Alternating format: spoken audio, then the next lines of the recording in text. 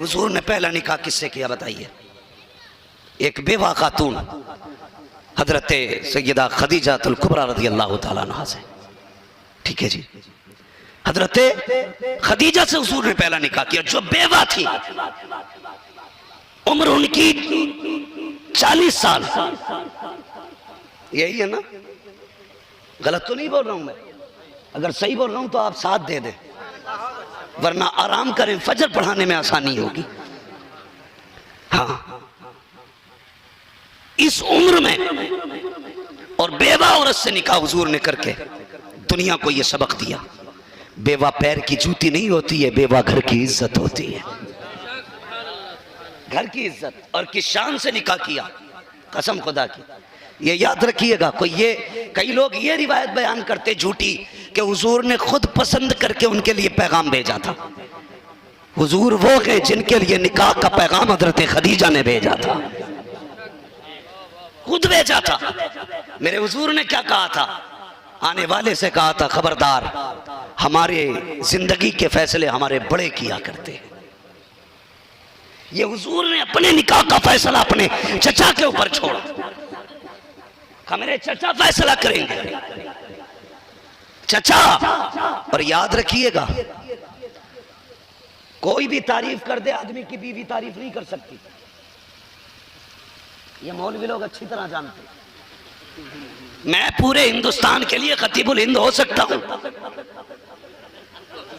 लेकिन बीवी के लिए उसके बच्चों का बाप, बस खत्म, सारी डिग्री जेब में रख। आप हिंदुस्तान के लिए मुहद्दिस कबीर हो सकते हैं, मुफस्सिर कबीर हो सकते हैं, मुक़र्रिर अज़ीम हो सकते हैं, कुछ भी हो सकते हैं, मगर बीवी के लिए शौहर हैं। समझ रहे जो मैं कहना चाहता हूं? सर घबराइए मत, पोल नहीं खोलूंगा किसी की, और पोल खोलने की जरूरत नहीं। जिसका चेहरा बिगड़ गया हो, समझ लेना घर में टाइम से रोटी नहीं मिलती है। हाँ जी, शौहर बीवी के लिए बहरहाल शौहर है, कुछ भी हो। वो एक बीवी थी ना, वली शौहर, बीवी मानती नहीं थी। लोग हाथ चूमने आते, कहता चल ढोंगे तेरे, दुनिया को बेवकूफ बना रहा, मुझे थोड़ी बना लेगा। एक दिन ना खुद ही उड़ते हुए हवा में छत के ऊपर अपनी छत से जा रहे थे निकल के ना, तो बीवी ने देख लिया। शाम को जब आए ना, बैठ गया के चुपचाप। बीवी कहने लगी, बड़ा वली बना घूम रहा, तू भी कोई वली है? कहा क्या हुआ? कहा वली तो वो था जो हवा में उड़ रहा था। मुस्कुरा के कहने लगे, मैडम मैं ही तो था। बीवी ने जब देखा फंस गई, उसने कहा तभी तो टेढ़े टेढ़े उड़ रहे थे। ये तस्लीम नहीं करती। हाँ, ये शख्सियत को तस्लीम नहीं करती। शौहर शौहर है। तुझे बताऊं, मेरे हुजूर की शख्सियत कितनी कामिल शख्सियत है। हजरत खदीजतुल कुबरा ने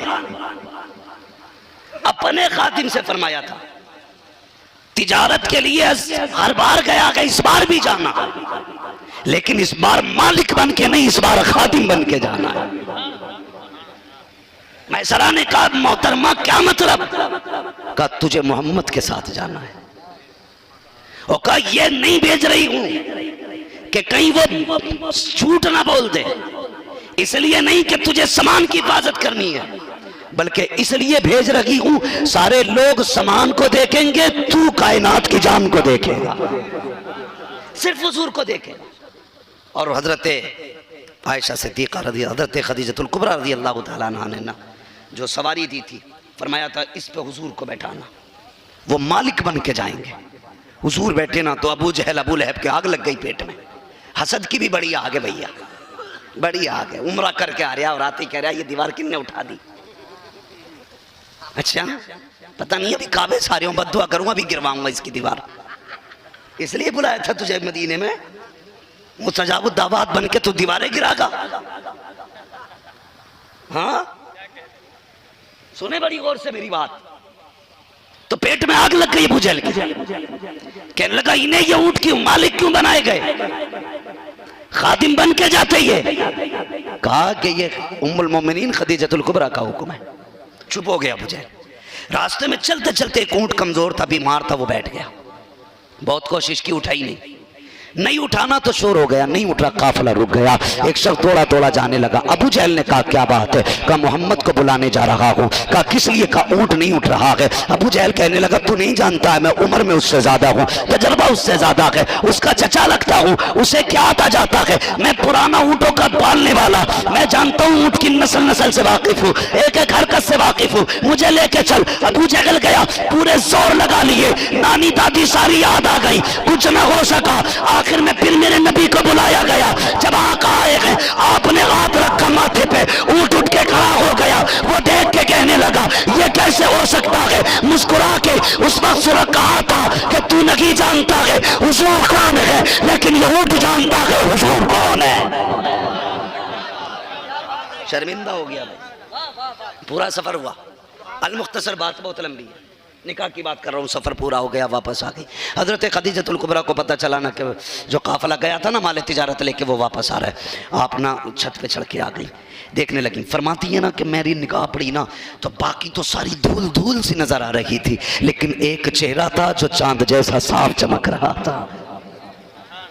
चांद जैसा साफ चेहरा। जानते हो, काफ़िला वापस आ गया। आपने बुलाया अपने खातिन को और फरमाने लगी बता, सफर में साथ था, तूने क्या क्या देखा, तूने क्या क्या देखा? कहने लगे क्या बताऊं, मैंने पूरे सफर में सरकार के सर पे कभी धूप देखी ही नहीं। खदीजतुल कुबरा कहती है ऐब बता, कोई कमी देखी कि नहीं? कहते क्या बताऊं, मैंने हुजूर के बदन पे मक्खी भी बैठती नहीं देखी। और क्या देखा? कहा कि दरख्त लोग पहले जगह घेर लेते थे नीचे ठंड में, हुजूर इतने शरीफ थे सबसे बाद में जाते। जैसे लोग भागते हैं ना, खाना चले तो ऐसा भागता, बाराती हो अपनी जगह पे, लेकिन प्लेट के लिए सर फोड़ लेगा, कहीं नाश्ते की प्लेट इधर उधर ना हो। ये हमारा समाज है। उस वक्त भी लोग ना जल्दी जाते थे ताकि मुझे दरख्त का साया मिल जाए। वो कहते हैं कि सब साये की तरफ भागते थे, हुजूर जिधर बैठ जाते थे साया उधर भागता चला जाता था। जिधर हुजूर बैठ जाते थे साया उधर बैठ जाता था। वो कहते हैं सारे लोग अपना माल कसम खा के बेच रहे थे, लेकिन जिस बाजार में हुजूर खड़े थे पूरा बाजार इनके चेहरे की कसमें खा खा के माल का। हुजूर ने अपने माल की कसम ही नहीं खाई, जो आ जाता वो लेके जाता। वो कहता हर बार से ज्यादा मुनाफा हुआ। बस फिर क्या था, हजरत खदीजतुल कुबरा ने पैगाम भेजा, हुजूर ने निकाह किया। निकाह में डिमांड कुछ नहीं थी। वो कितनी नसीब वाली खातून है जिसके मुकद्दर में नबियों का इमाम आया है। कितनी मुकद्दरों वाली खातून जिसने वो पाया है जो जमाने में शायद किसी किसी को मिला हो। हाँ, हुजूर जैसा शोहर। और ये सैयद शबात हुसैन साहब क़िबला एक दिन बैठे थे होटल में, बड़ी प्यारी बात कही उन्होंने। मुझसे कहने लगे मौलाना मुफ्ती साहब, मेरे दिमाग में एक बात आई है। मैंने कहा कहिए। पता है सैयद शबात साहब क़िबला ने क्या कहा? कहने लगे मैं ये सोच रहा हूँ, आयशा वो हैं जो हुजूर को कुंवारी मिली हैं, और खदीजा वो हैं जिन्हें हुजूर कुंवारे मिले हैं। ये नसीब है हजरत खदीजा का। ये दौलत किसी के हिस्से में नहीं आई, ये दौलत किसी के हिस्से में नहीं आई। खदीजा वो हैं जिन्हें हुजूर कुंवारे मिले। और कसम से फिर जितनी जिंदगी हुजूर के साथ गुजारी, हुजूर ने कोई दूसरा निकाह नहीं किया। यह है औरत की इज्जत। दूसरा निकाह ही नहीं किया। बाकी निकाह इनके विसाल के बाद किए, और जितने भी निकाह किए अपनी ख्वाहिश के लिए नहीं, अपने ऐश के लिए नहीं। एक रिवायत के मुताबिक 9 निकाह किए, एक के मुताबिक 11 निकाह किए। 9 लो या 11 लो, ये सारे निकाह उम्मत के लिए सबक थे। हाँ, फरमाया जब कम उम्र का सवाल आए तो मेरा और आयशा का निकाह देखना। जब किसी बेवा से निकाह करने की बात आए तो फिर मेरा और खदीजा का निकाह देखना। किसी अगर खातून से निकाह करने की बारी आए, हर औरत की अलग अलग किस्म थी। आजाद को देखना है तो फला खातून को देखना, पापी को देखना है तो फला को देखना, ज्यादा उम्र की औरत देखनी है तो इस औरत से निकाह देखना, कम उम्र की देखनी है तो फिर आयशा का निकाह देखना। 11 किस्मों की औरतों से निकाह करके हुजूर ने बता दिया, इतनी किस्मों की औरत से बेफिक्री के साथ निकाह करना। मैं सारे करके जा रहा हूँ, और मेरी कौम के जवानों जितनों से निकाह निकाह किए थे, आज जिन वजहों से निकाह होते हैं, एक वजह हुजूर की जिंदगी में नहीं पाई जाती। हुजूर ने किसी से निकाह दौलत की वजह से नहीं किया, किसी से निकाह इज्जत की वजह से नहीं किया, किसी से निकाह हुजूर ने शान शौकत की वजह से नहीं किया। जिससे भी निकाह किया हुजूर ने दीन मोहम्मदी के लिए। ये याद रखिए। आज करते हैं दीन की वजह से निकाह? नहीं जी, जहां 10 लाख मिलेंगे वहीं बाजे बजेंगे। खत्म करो ये नाटक और बेटियों को समझाओ, मेरी बेटी जो इस्लाम ने इज्जत तुझे दी है वो किसी ने नहीं। एक साहब मुझे बताने लगे, लड़की आलिमा थी फिर भी गैर मुस्लिम के साथ चली गई। उसकी बस्ती वाली बताते हैं सुबह सुबह वो गोबर इकट्ठा करती है, पूजा करती है गोबर की। तेरे फैसले ने तुझे कहां से कहां पहुंचा दिया।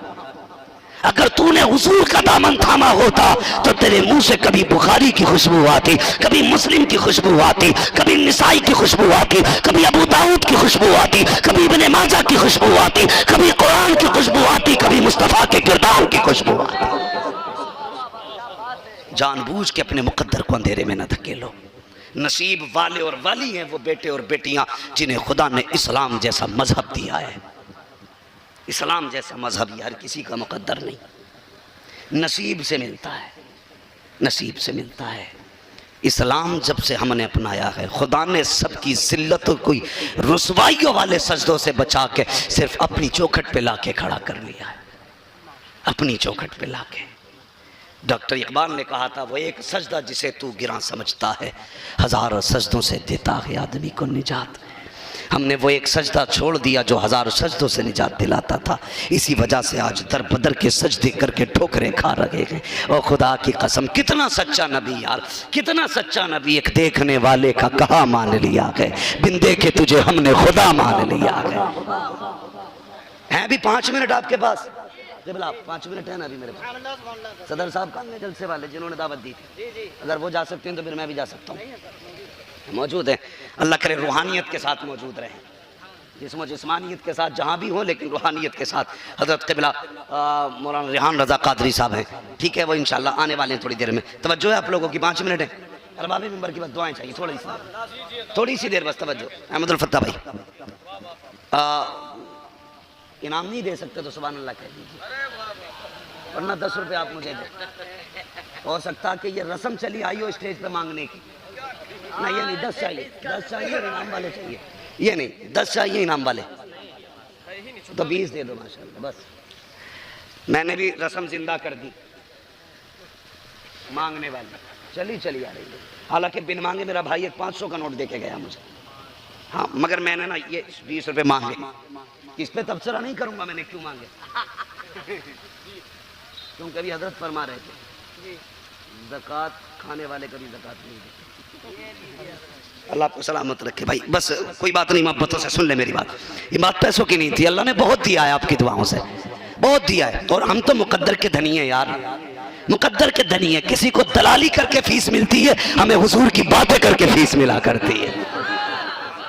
हाँ, किस्मत के धनी है। हमारी रोटी उस वक्त तक नहीं उतरती जब तक हम हुजूर की बातें ना कर लें। हमसे बड़ा नसीब वाला कौन होगा, है कि नहीं?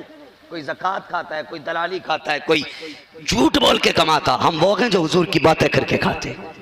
सही बताइए, जलसे ना करें तो रोटी मिलेगी? नहीं मिलेगी। हमारा तो अकीदा यार, हम वो नहीं है जो ये कहते हैं कोई दे ना दे, हमारे बाप दादा की बहुत है। हम ये कहते हैं खाते हैं तेरे दर का, पीते हैं तेरे दर का, पानी है तेरा पानी, दाना है तेरा। हजरत आदम आए, कहने लगे खुदा है, देखा नहीं। याकूब आए, खुदा है, देखा नहीं। यूसुफ आए, खुदा है, देखा नहीं। सारे नबी आए, सबसे पूछा, देखा नहीं। आखिर में मेरे नबी आए, खुदा है, देखा हाँ हाँ। बरेली से आवाज आती, और कोई गैब क्या, तुमसे निहा हो भला, जब ना खुदा की छुपा तुम पे करोड़ों दुरूद। और उम्मत को हुजूर ने जात कैसी बनवाई, ये भी सुन लें। आज एक गलती हो रही है, हजरत आगे तशरीफ ले आए माशाल्लाह, तकरीर में जान आ गई। आगे आज बड़ा लंबा सफर करना, आपका मुंह देख के इंशाल्लाह मैं तकरीर में नहीं थकूंगा। हाँ, कुछ बड़े मुशफिक मेहरबान लोग होते हैं, अल्लाह सलामत रखे। मैं सीधी बात, जरा अरबाब में मर्तबा होते मेरी बात पे। एतमाद कितना बड़ा हासिल किया मेरे रसूल ने, कितना बड़ा।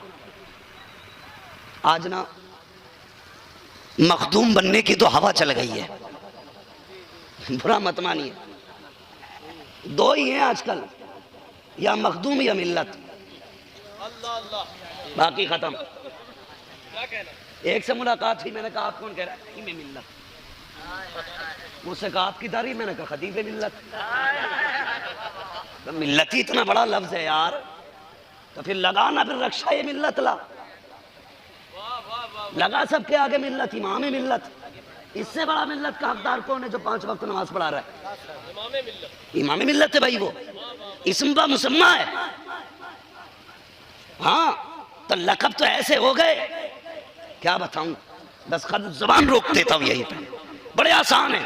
मगर याद रखिए, मखदूम बनने से पहले खादिम बनना पड़ता है। हुजूर फरमाते कुन्तु नबिय्यम व आदम बैनल माए वत्तीन, मैं तो उस वक्त भी नबी था जब आदम का पुतला तैयार हो रहा था। लेकिन कहा कब, कब कहा, जब 40 साल उम्र शरीफ आ गई, तब कहा इन्नी रसूलुल्लाह। 40 साल नहीं कहा, क्यों जानते हो, किरदार मुस्तफा है। 40 साल हुजूर ने जात मनवाई, कभी बूढ़ी की गठरी उठा के, कभी किसी बेवा के सर पे हाथ रख के, किसी यतीम को बाप का प्यार देके, किसी गरीब के घर के आग और चूल्हे का इंतजाम करके, किसी भूखे को खाना खिला के, किसी कमजोर का बाजू बन के जात मनवाई। 40 साल के बाद बात मनवाई। पता ये चला, पहले जात मनवाई जाती है, फिर बात मनवाई। लेकिन आज जात तो मनवाता ही नहीं। इधर भी कैंचली में से ना निकला, सीधा ना हुआ, अभी हाथ चुम्बाल लगा। खुतबा पढ़वाने बैठा दो, इतनी गलतियां करता खुतबे में, पीर का वो बना पड़ा तूफान। पढ़ना तारीख, आला हजरत पीर बाद में बने हैं, अपने वक्त के फकीह आजम पहले बने। मुस्तफा रजा बाद में बैत करते हैं, मुफ्ती आजम पहले बने। अख्तर रजा ने मुरीद बाद में किए, ताजु शरिया पहले बने। पहले पढ़ाई की है, इतनी बड़ी गद्दी थी इनकी, कुछ भी ना पढ़ते तब भी लोग हाथ चूमते, लेकिन फिर भी इल्म को इन्होंने फौकियत दी और कहा इल्म पहले सीखा जाएगा, शाने बाद में दिखाई जाएंगे। तो बंदा आज तो तैयार ही नहीं है हाथ चुम्बाने के अलावा, पढ़ने नहीं जागा ताकि कोई उस्ताद ना बन जाए, समझ रहे। लेकिन याद रखिए, जिसका उस्ताद नहीं होता ना, उससे बड़ा कोई गधा नहीं होता। या तो फिर वो लोग जो मरफूल कलम है, जिनके सीने में अताई इल्म है, उनकी बात नहीं करता मैं, उन गधों की बात करता हूं जो ये कहते हैं आलिम और फकीर की बनती नहीं। उनसे बड़ा इबलीस ही कोई नहीं। अक्लमंद लोग अपने बच्चों के उस्ताद बनाते हैं, उन्हें किसी का शागिर्द बनाते हैं। जिसे जूतियां उठाने का हक नहीं है, उसे जूतियां उठवाने का भी हक नहीं है। कान खोल के सुने, जिसे जूतियां उठाने का हक नहीं, उसे उठवाने का भी हक नहीं। एक बादशाह था, उसने अपना बेटा ना और इल्म दीन सिखाना, मौलवी की ड्यूटी लगा दी। मौलवी साहब ने बच्चे को पढ़ाया 12-14 साल। कितने, जोर से बोलो कितने साल, अभी सब नहीं बोले कितने, लगभग 14 साल। आखिरी बात खत्म करने लगा हूं। 14 साल पढ़ाने के बाद दस्तार जब फरागत हो गई ना उसकी, तो शागिर्द ने कहा हुजूर कोई काम, शहजादा है खुद अपने वक्त का, बादशाह का बेटा है, हुजूर कोई काम का, बेटे पढ़ाई तो हो गई, एक सबक रह गया, कल और आ जाना। समझ गए इतनी बात, पढ़ाई मुकम्मल हो गई, तुम फारिग हो गए, एक सबक रह गया, कल और आ जाना। शागिर्द बड़ी खुशी खुशी में शहजादा गया, हजरत से कहने लगा हुजूर मैं आ गया। आ गए, छड़ी उठाई और मारना शुरू कर दिया। मारते रहे थक गए। कहने लगा हुजूर गलती क्या थी? भले बस यूं ही मारा, मेरा दिल कर रहा था। का कोई गलती? का कोई गलती नहीं। शहजादा रोता हुआ घर गया। बाप बादशाह है, कहता हुजूर मुझे मेरे उस्ताद ने बिना गलती के मारा है, आप हाकिम वक्त तो खा लो देड़ो दो बुला के। बादशाह था, उस्ताद की इज्जत जानता था, गधा नहीं था आज के दौर की तरह। किसी के बच्चे के थप्पड़ मार दो आके सर पे सवार होता। मारा कैसे? पता नहीं कैसे पाल लिया हूं बच्चे को। हाँ तू ही पाल लिया, बाकी के तो पेड़ पे उतर रहे हैं। और जो बच्चों की बेजा हिमायत करते हैं उनके बच्चे कभी कुछ बनते नहीं है। ये जितने मिंबर पे बैठे मुझे भी शामिल करके, कोई ऐसा नहीं जिसने उस्ताद की मार ना खाई है।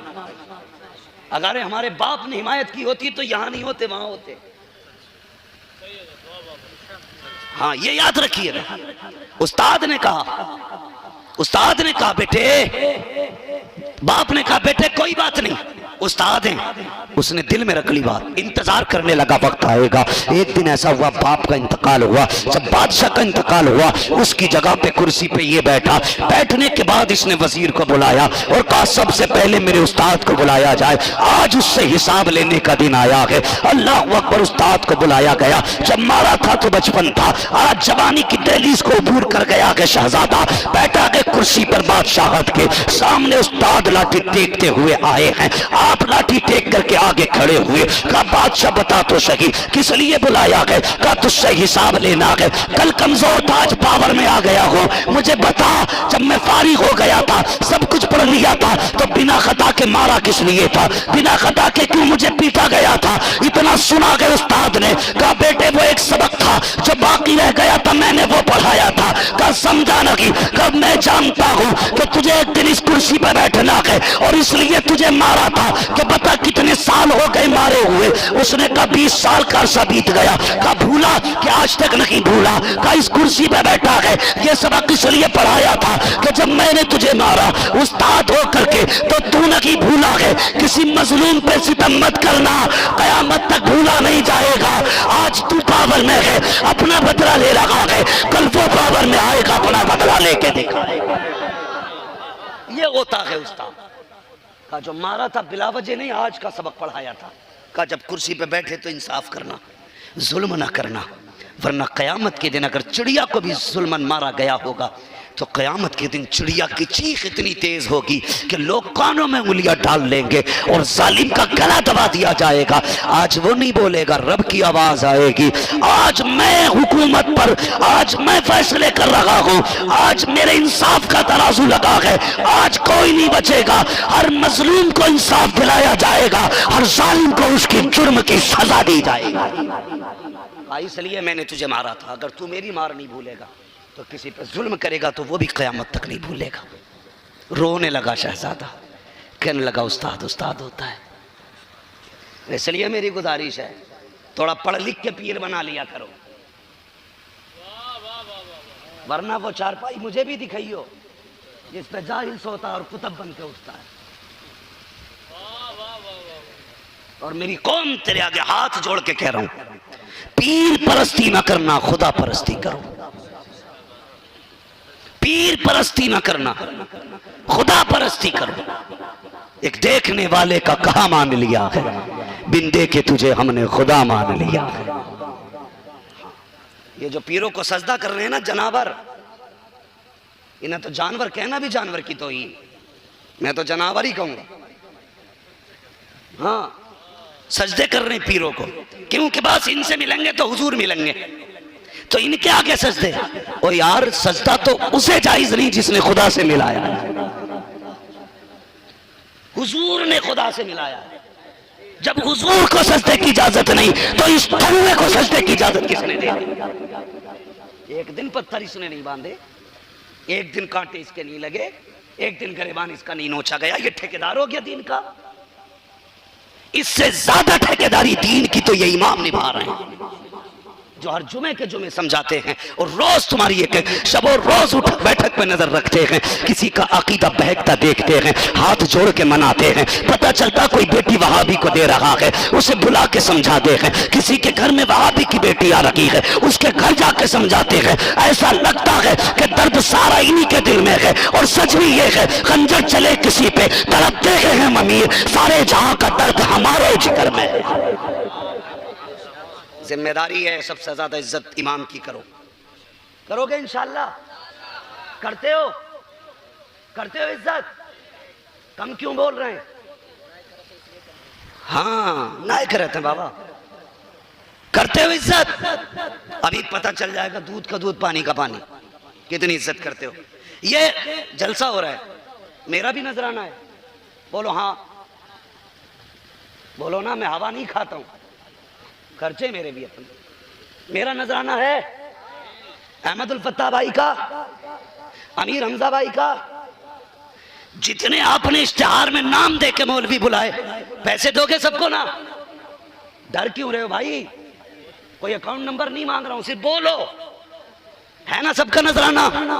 माइक वाले का पैसा जाएगा, पिंडाल वाले का पैसा, ये सजावट डेकोरेट वाले का पैसा, कालीन कुर्सी का पैसा, सबका क्यों?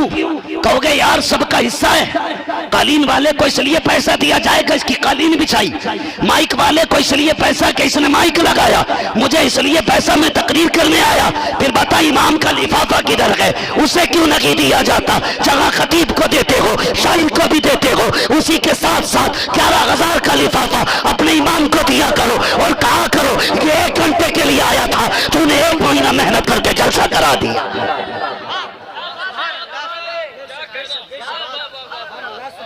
एक लिफाफा इमाम का भी हो, और अगर नहीं दोगे ना तो फिर यही कहोगे निकल के दिल ना लगा नमाज में। लगता कहां से? जो पढ़ा रिया वो तो खुद गोश्त की दुकान पे टहल लिया था, वो तो खुद सोच रहा था अल्लाह अकबर कल ससुराल जाना है, बच्चों के कपड़े लेने हैं, तनख्वाह भी। हमारा जो मोहतमी में ना मस्जिद का खजांची बड़ा जालिम है, 8 दिन लेट करके देगा। ये नमाज में सोच रहा इमाम 8 दिन लेट देगा, उसमें भी 500 रोक के चलेगा। अब बता, जब इतना हिसाब नमाज में इमाम लगाएगा तो तेरा दिल किधर लगेगा? इतनी तनख्वाह दे दे कि वो सोचने से बिल्कुल दूर हो जाए। कम से कम लाजिम है हर इमाम की तनख्वाह 15,000 होनी चाहिए। ये कम से कम लाजिम बता रहा हूं, इससे नीचे इमाम की तनख्वाह देना उस पर जुल्म करना है और कयामत के दिन इसका हिसाब लिया जाएगा। ये जिम्मेदारी से कह के जा रहा हूं। हाँ, सोशल मीडिया का दौर है, चोरी छुपे नहीं हो सकता। कोई दलाल कल कुछ सुन के खड़ा हुआ वीडियो बना ले, कुछ छिछोरों को यही काम है, यहाँ की काटी वहां की काटी शुरू हो गए। माँ का दूध पिया तो आ मेरे घर पे आ, चाय भी पिलाऊंगा, दीन भी सिखाऊंगा। घर में बैठ के कोई वीडियो बनाने से काम नहीं चलेगा। गजल में आए तो मतले में काम कर देंगे, हमें जगाया तो नींदे हराम कर देंगे।